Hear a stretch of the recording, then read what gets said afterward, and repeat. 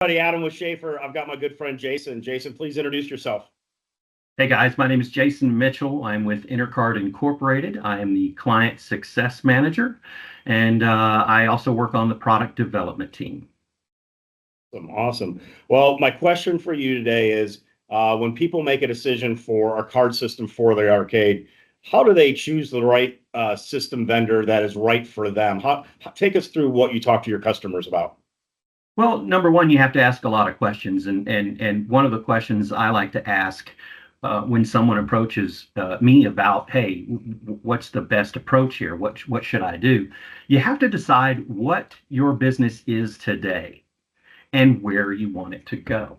What I mean Okay. by that is like, are you a single site business?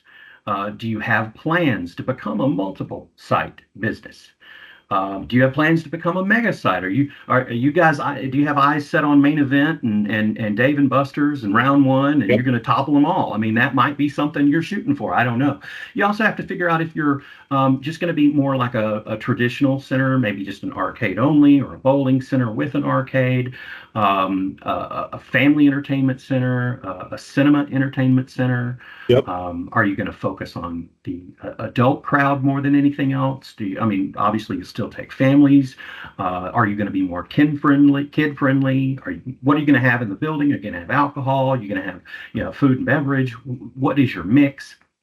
Yep. You gotta figure out what path you want to take, and then your card vendors can illuminate some of the options that you have available for you, uh, you know, based on what you're trying to accomplish. That's communicate, I guess, is the biggest, Yep. thing. You can, if you like, it depends on if you're going arcade only or if you're going to integrate your card system with other, point of sale systems in your building. That's a good question you want to answer. Yep. Do you want to take a more cashless approach or just a less cash approach? There is a difference. Yep. Um, you know, we don't want people to get confused. You're always going to be able to take care of customers. If somebody's going to hand you a $20 bill, I'm sure you're going to take it. Yep. Talk to the experts as well. That's some good advice. The experts, number one, like if you've got someone that's speaking at a conference or an educational session, they wouldn't be there if they didn't know what they were talking about. They wouldn't be invited, Right. right? The many conferences have great educational sessions. Talk to your peers.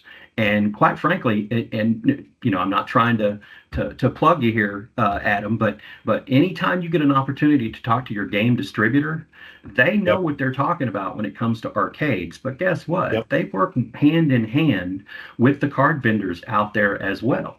And Yep. much like Intercard or a company like ours, we're not going to recommend you work with a company that has not made all of our customers happy, or maybe they haven't been as good as they have in a while, or something like that. Maybe they're going through some troubles. The game distributors are probably not going to mention, card system vendors that have disappointed their customers as well. So talk to Yep. your distributors. We're going to want to make sure that you've got the right people on your team.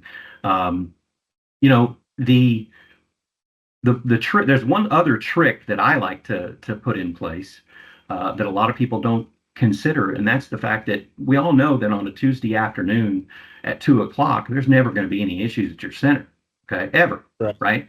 Everything's Ever. going fine, hunky dory. When is it going to be, go sideways? It's always going to happen on a Friday or Saturday night when you've got people out the door, right?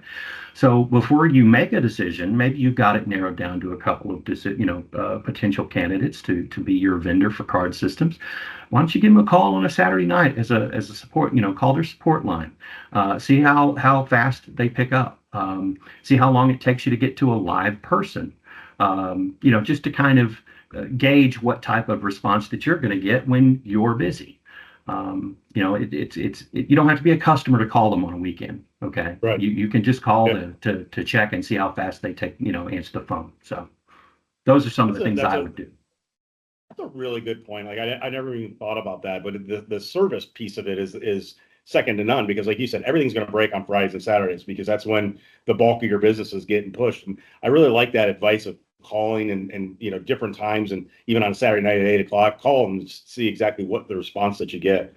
When you look at a card system for the arcade, the other point that I really like that you brought up was you asked a ton of questions to the customer before you even talk about what system they're going to get, you're finding out, basically what we're finding out is who you're trying to get, what is your audience, what are you going to do with it. So I appreciate you bringing up that, because that's important. That I think from both of our standpoints, we're going to ask a ton of questions to our customers and get the answers, and then we know what's usually right or the direction that they need to go in. Yeah, if you've got a person with a pen and paper that's just listening to what you're saying, okay, I need 50 readers, I need 2 kiosks, I need this many POS stations, and they're not asking questions, they don't have your best interest in mind. That's my opinion, my personal opinion. Yep. Yeah, and I absolutely agree with you. Well, Jason, I definitely appreciate your time today. Thank you so much. It was a pleasure. Thanks so much. Have a great day. Thank you.